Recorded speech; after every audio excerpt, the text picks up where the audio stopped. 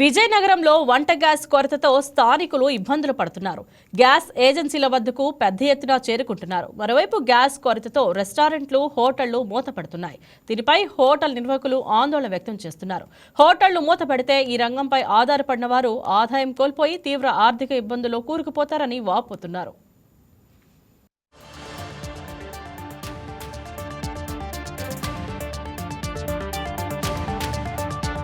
పశ్చిమాసియాలో జరుగుతున్నటువంటి యుద్ధ వాతావరణ పరిస్థితి దృష్ట్యా మనకి ఈరోజు ఎల్పిజి గ్యాస్ చాలా ప్రాబ్లంగా ఉంది.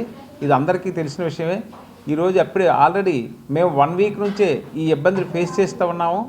అందుకనే ముందుగానే ప్రభుత్వంకి ప్రతి జిల్లా కలెక్టర్ కూడా మొన్న మండే జరిగినటువంటి గ్రీవెన్స్ సెల్లో అన్ని జిల్లాలో కలెక్టర్లందరికీ కూడా మా అసోసియేషన్ తరఫున రిప్రజెంటేషన్ ఇవ్వడం జరిగింది. Sir, already commercial gas problems start అయింది, హోటల్స్ మూతపడే పరిస్థితి వస్తుంది. అంచేత ఇది బ్లాక్ మార్కెట్కి తరలిపోకుండా ప్రతి మానిటరింగ్ చేసి ప్రతి జిల్లాలో కూడా దయచేసి మాకు గ్యాస్ ఇప్పించండి. ఎందుకంటే హోటల్స్ మూతపడిపోతే చాలా వ్యవస్థలు దెబ్బతింటాయి.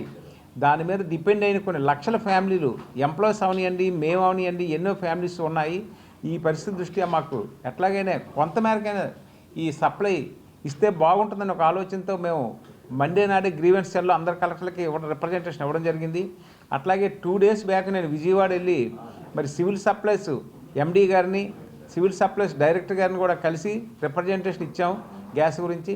అయితే ప్రభుత్వ పరంగా వాళ్ళు ఏం చెప్తున్నారంటే గ్యాస్ అయితే ఎక్కడా ప్రాబ్లం లేదండి, గ్యాస్ నిల్వలు ఉన్నాయి, ఎక్కడ ఎటువంటి ఇబ్బందులు ఈ పరిస్థితి లేదు అని ప్రభుత్వం చెప్తా ఉంది.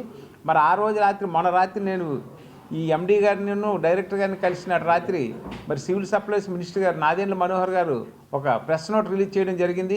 అందులో ఆంధ్రప్రదేశ్లో ఎక్కడా కూడా 3-4 నెలల వరకు గ్యాస్ సరిపోయే నిల్వలు ఉన్నాయి, ఎటువంటి టెన్షన్ పడొద్దు, గ్యాస్ సప్లై చేస్తామని మరి గౌరవ మంత్రి గారు తెలియజేశారు.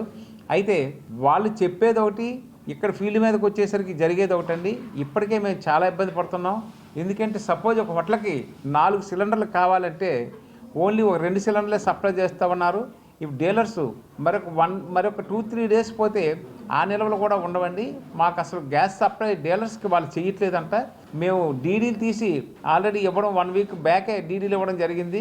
ఇప్పుడు అసలు ఆ డీడీలు అక్కడే ఉన్నాయి తప్ప మాకు గ్యాస్ సప్లై జరగట్లేదని చెప్తే ఉన్నారు. హెచ్పి గ్యాస్ అయితే ఆల్రెడీ 1-2 రోజుల నుంచి వాళ్ళు గ్యాస్ సప్లై కూడా ఆపేశారు.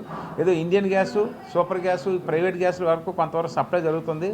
ప్రజెంట్ అయితే 50-50 అరకొరగా వ్యాపారాలు జరుగుతున్నాయి. కానీ మరొక 2-3 డేస్లో ఇంకా చేతులు ఎత్తేసే పరిస్థితి అయితే వచ్చింది.